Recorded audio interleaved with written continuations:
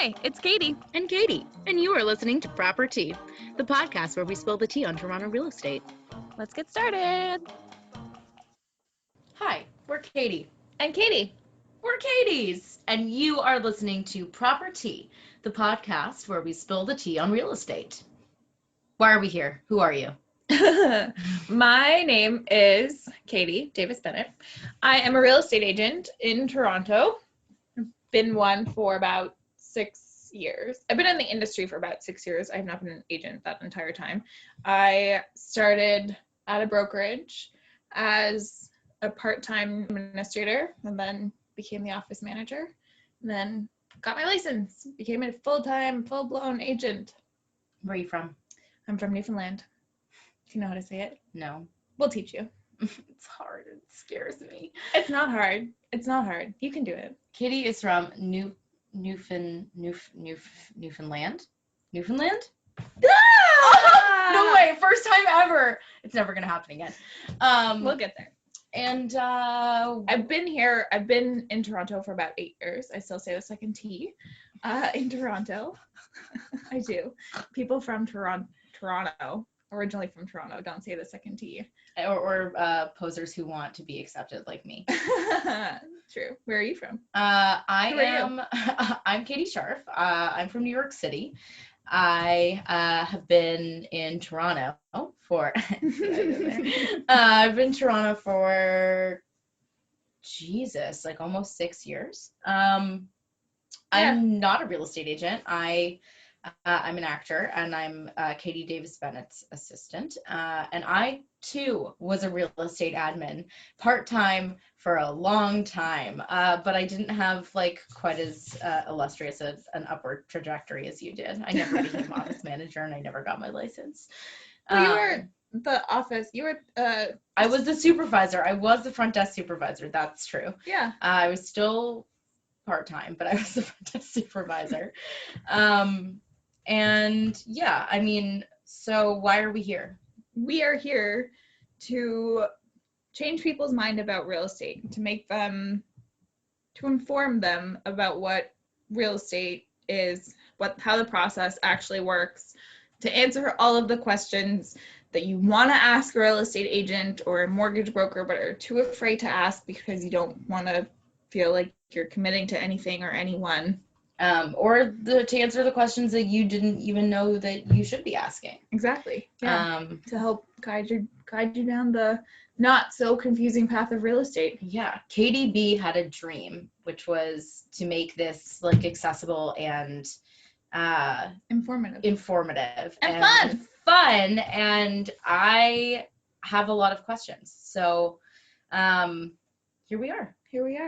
Thank you for listening. Stay tuned. It's going to be wild. It's going to be weird. Thank you so much for tuning in for our inaugural episode. I think I said that right. Anyway. You're good. For the first episode, we want to keep it pretty simple and just kind of talk about what real estate is. But before we get to that, we thought we would have a quick chat about why we're here at all. Why are we doing this podcast? Why do we care? What's the purpose? Why us? The purpose, the reason, our reason, raison d'etre. Ooh, French. France. Is to help people understand their power and place in real estate, basically. Real estate is a lot more attainable and affordable for a lot more people than what they believe. Yeah. So basically, for a little bit of background, the Katie that you're currently listening to is Katie Scharf. I'm an actor, and I'm Katie Davis Bennett's assistant.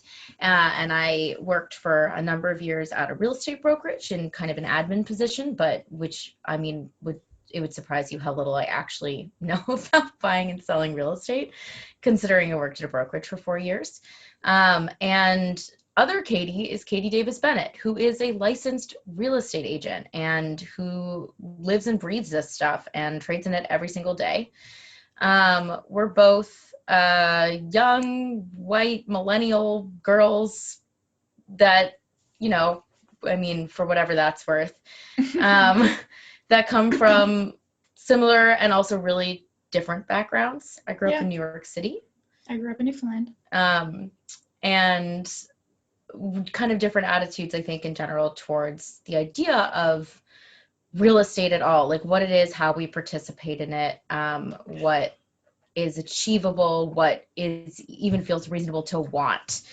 So when I started working for Katie, she had kind of identified a gap in knowledge for people our age when it came to the function of and accessibility of real estate. Mm-hmm. Very much so. The mindset that people have around real estate is incorrect. Y'all wrong.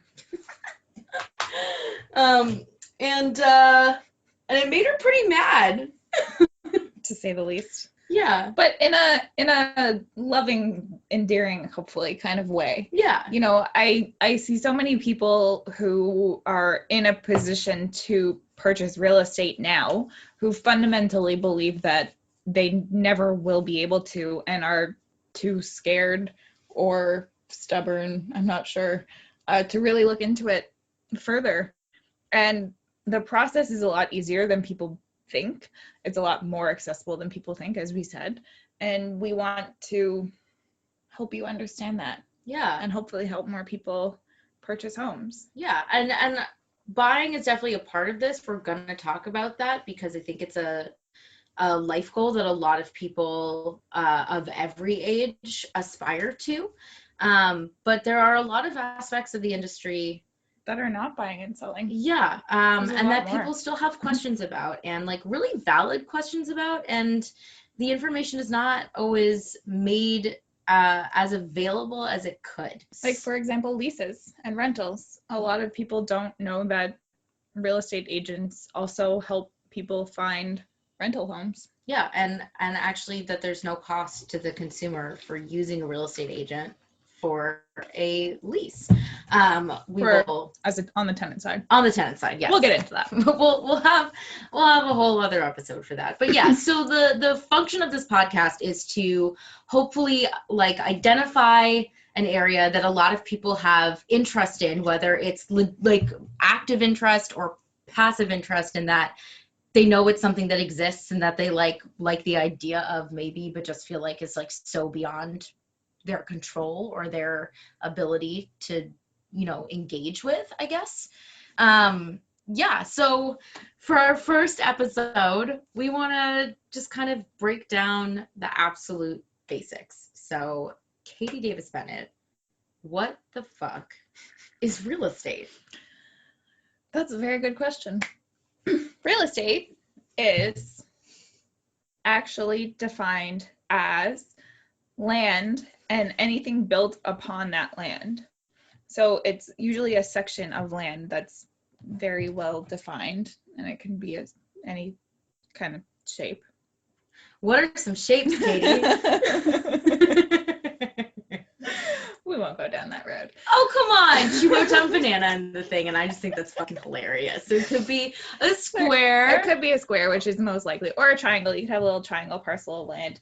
Irregular shapes like bananas. And so on and so forth. We should look up to see if there's any parcels of land that actually look like bananas. Oh my god, that'll be fun for... That could be... We're gonna add that to the list of like weird shit that we do for this podcast. Okay, so... one thing that you should know about us from the beginning is that we go on some tangents. Yeah, sorry. We tangent a lot, so hopefully that's entertaining and not deeply annoying. Yeah, and hopefully we'll not go so far off track that we lose what we're talking about. That's gonna happen a lot. Feedback is appreciated. We like constructive criticism, so try to couch it in a nice way if you can. Maybe bookend it with a compliment. Yeah, that'd be great. We respond really, really well to positive reinforcement. Yeah. Okay, so real estate is a piece of land. Yeah, a piece of land itself. And anything that's built on that land. Okay. Basically. So real estate is actually the product that is traded. It's the title of the industry, but it is actually the product itself. Yeah. Cool. Okay, fascinating. So a real estate agent trades in real estate. They help you buy and sell real estate. And there's two kinds of real estate, right? There's residential and commercial real estate. There is residential and commercial, aka residential and the wild, wild west of real estate, as somebody once described it to me. I don't know for sure if that's accurate. I don't actually work in commercial real estate. I stick to the residential side. So if you're looking for commercial help, Don't come here.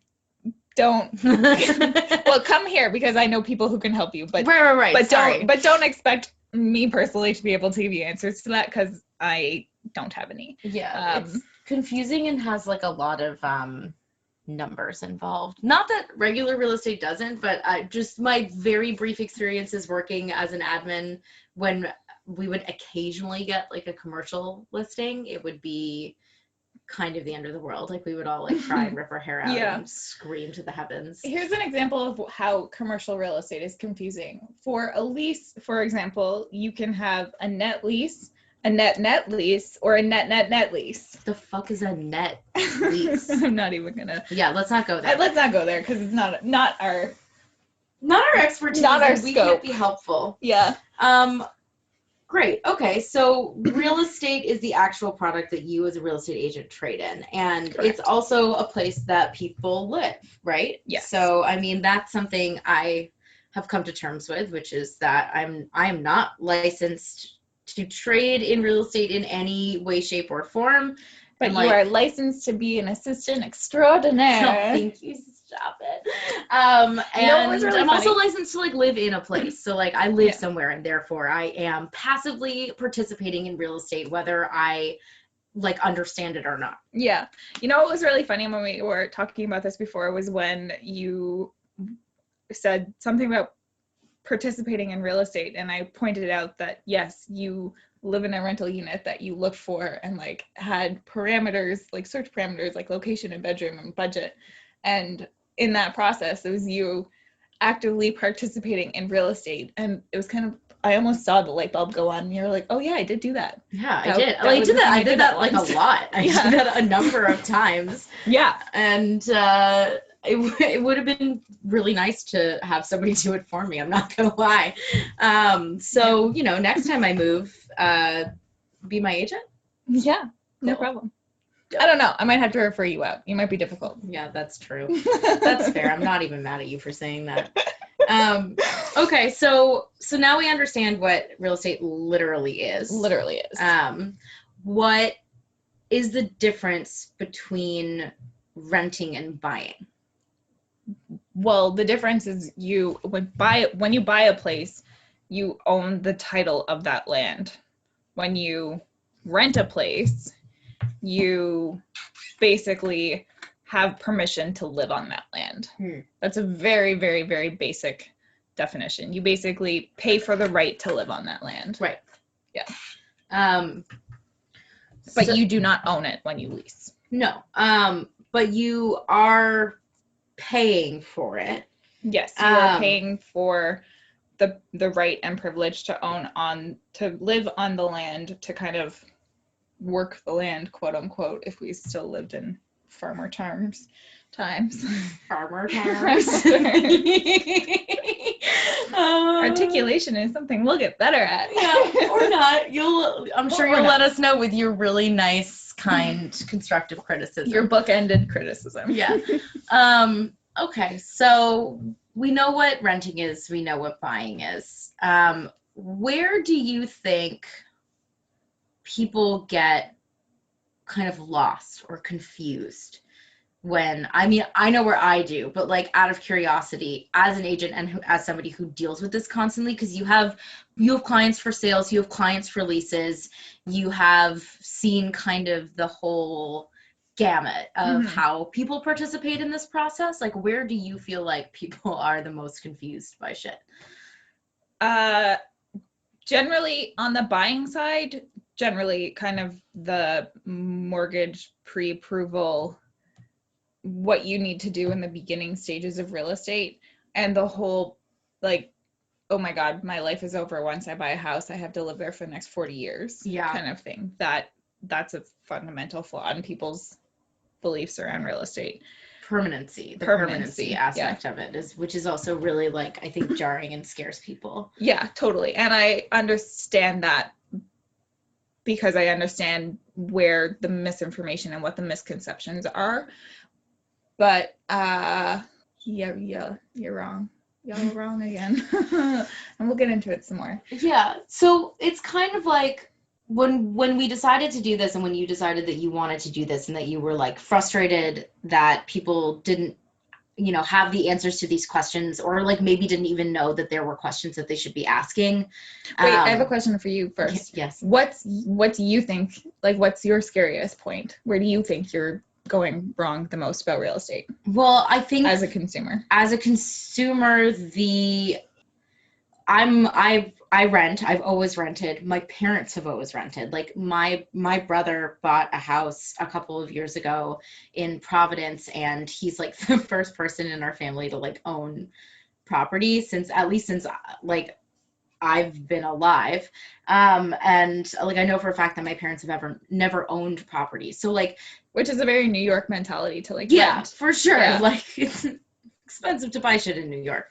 And so like, I guess for me, the idea of buying a house was like a really, really, really foreign concept. And not just buying a house, but like owning property in general, like going through the process of finding a place that you want to put money down on, and then whatever the transaction that has to happen with the bank and all the contracts, and then being financially liable for stuff. It's like, it feels so far away from like what I can do. And I guess also like it's a money thing too, right? Which is that like I am an actor, like I'm part of the gig economy. Like I don't have like my most consistent income is from you. Thank you so much for that, by the way. You're so welcome. But so I guess I kind of had this feeling, and I think it might be echoed in a lot of my peers, that I'm never going to have enough money saved up or like a consistent enough stream of income to be able to justify putting a down payment on anything. Like it's terrifying. And so because it's so scary, I have not spent any time trying to understand how it works. Right. It's easier, as my anxiety often manifests this way, like it's easier to take a problem that's that big and ignore it rather than try to break it down and deal with it. Yeah. Yeah. That whole ignorance is bliss thing is really a common theme of. Yeah. And it's also not bliss. It's just more anxiety, but it's easier to ignore. So I think it's really more like ignorance is easier to ignore. Yeah. Ignorance is easy to compartmentalize. Yeah. Yeah. That's very true. Well, we're going to dive into all of that. Yeah. This podcast is also going to be a super fun torture exercise for me, in which we like take apart my mindset and try to rebuild it from like the bottom up. So we won't make it a torture exercise. We'll make it fun. Well, clearly I have some apprehension about this, and it's coming out of my word choice. Right. It won't be torture. Nobody's making anybody buy anything. And I think that's the other thing that's really important for consumers to understand generally about the industry, is that nobody's making you do anything or buy anything. You're the driver of the bus the entire time. Yeah. But information is power and free. Yeah. Most of the time. And that's, I think, one of the biggest already in this, like, in starting this journey, something that I have learned from you is that another part of the mindset that freaked me out about it so much, and the reason why like I never really wanted to think about it and just was very content with having the idea of like buying in particular, and even like finding a more expensive place to rent be like this kind of far in or like far away idea, was that I do have stress associated with the idea that like once I start the process, I can't back out of it. Like I have committed to this. Even thinking about it and asking questions of the people who have the answers means that I have somehow entered into like an unspoken agreement with my agent and with the mortgage broker and with the bank and with the other agent and all the other people involved, that I have to do this, even if I haven't signed any contracts or said yes to anything or put any money down. And I'm starting to lose that. You were starting to teach me that's definitely very 100%. much not the case. Definitely not the case. I mean, until you actually submit an offer to purchase, you're not bound by anything. At any point, you can really walk away. At any point in the process, you can back out pretty much up until the point where you submit the offer to buy the house. Yeah. So, and there's a lot of time between like starting to think about the process of buying and actually putting in an offer. Yeah. You know, so you're not bound by anything. You're not obligated to anything. The information is free. And as I said, knowledge is power. Yeah. So empower yourself, people. Would you say, this just occurred to me, but it feels accurate. Like, would you say that your approach to real estate is actually like a holistic one? Yes. Right? That you that's cute. I like that. Right? Yes, very much so. Because it's about kind of building up your team of experts. Yeah. And taking time and like fully understanding all the different aspects of the process and what you're committing to or not committing to. Yeah, totally. Helping my clients understand all of that.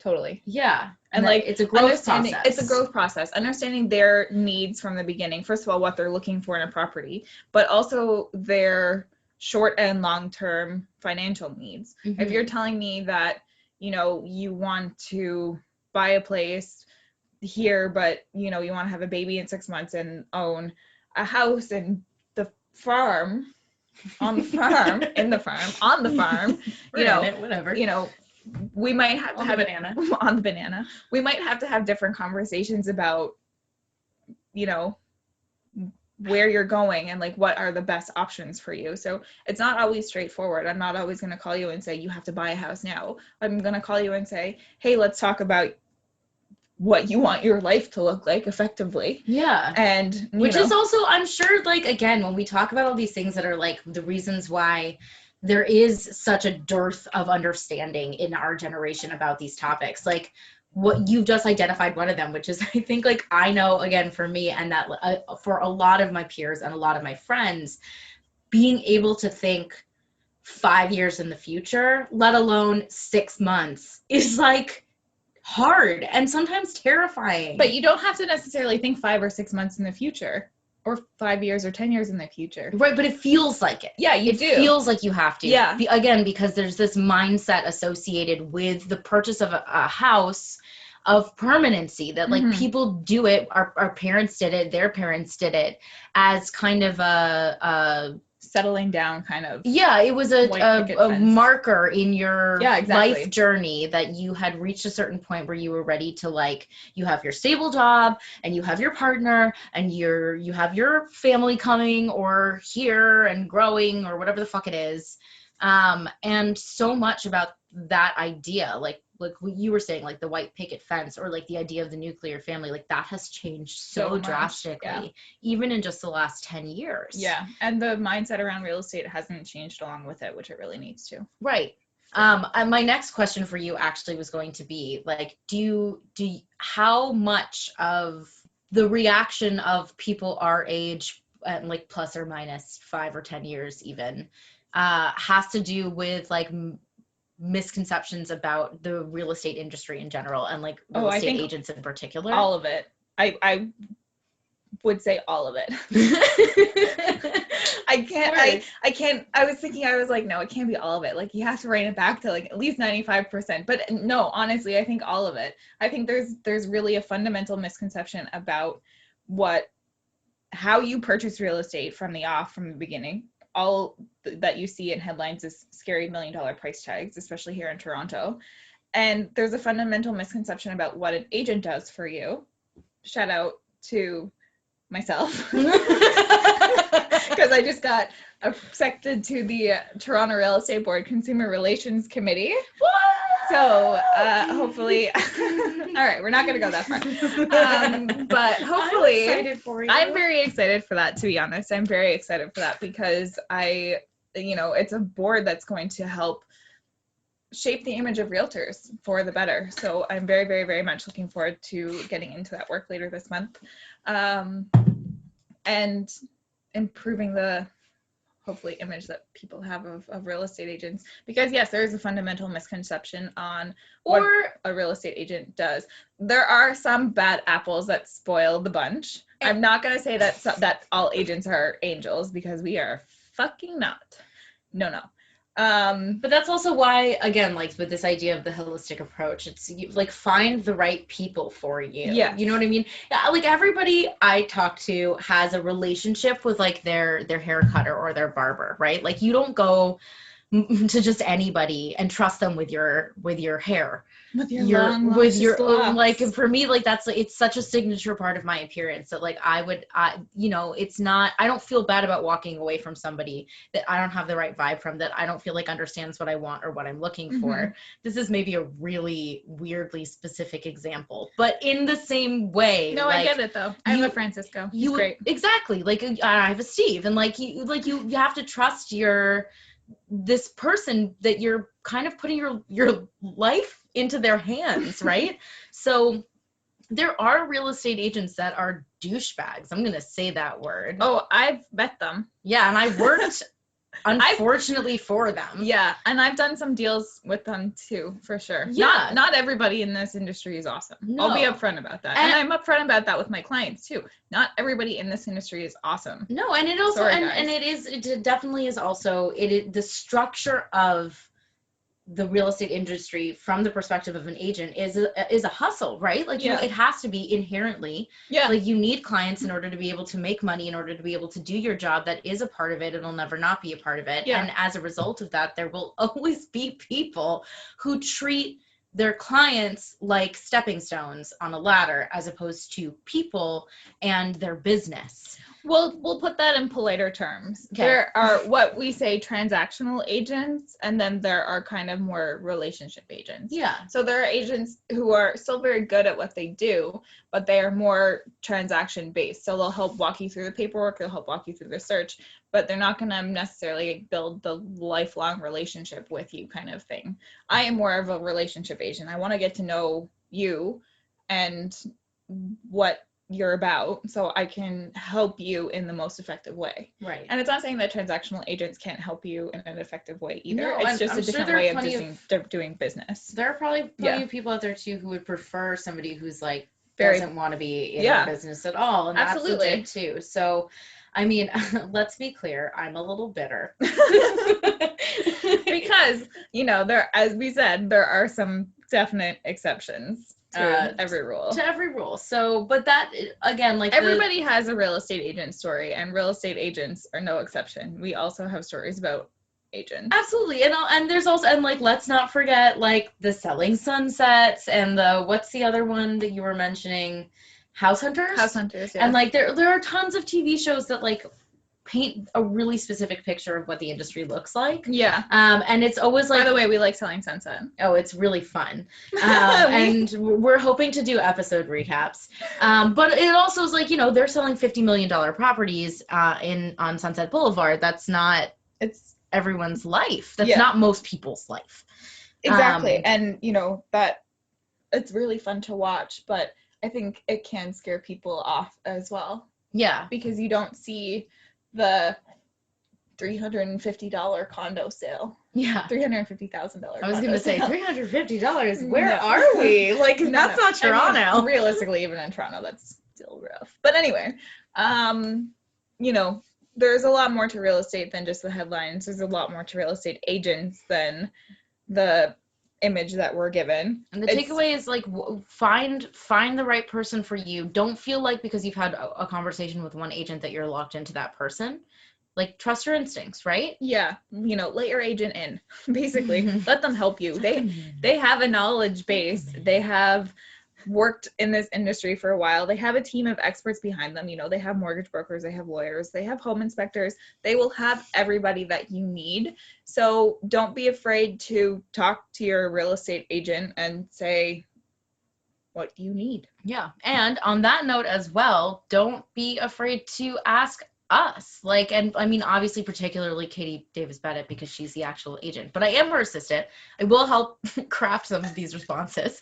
And I mean, so much of the, like, our hope with this is that this opens up a greater discussion. Yeah. Basically, we want to give you the information and some of the answers that you're probably afraid to ask real estate agents because of all of those commitment issues that we talked about before. Mm-hmm. So commitment issues is a really good way to put it. Our generation has commitment issues. Yeah, for sure. And I get it. So we're going to give you the answers that you're looking for to empower you to go out further and start asking deeper and better questions so you can get some specific information and knowledge to your situation. Yeah, and make decisions Informed on decisions. Exactly, based on knowledge and not based on fear. Yeah. So real quick, just to give you, this is probably going to wrap up our inaugural episode. I think I did a better job that time. Inaugural. I like overthought it before, and then I forgot how to speak for it. Yeah, and you're so articulate. Thank you. That was really sweet. Anyway, so for moving on, just so that you know, again, like kind of what you're getting into, we are going to have episodes on all things real estate, everything from like what a mortgage is and how it works to get one, and like different types of lending and all of those kinds of questions, to like we'll have a conversation about rental laws, and we'll have a conversation about the property ladder, which is a fun term that Katie taught me recently. I love that one. And we'll discuss that. We'll talk about like, you know, the market and like how there's so many buzzword things about that freak people out, and how to kind of parse that information, right? Yeah, we will not be talking about stats in a very big way, because there's a lot more to real estate than just numbers and statistics. And we'll also have interviews with industry experts, mortgage experts,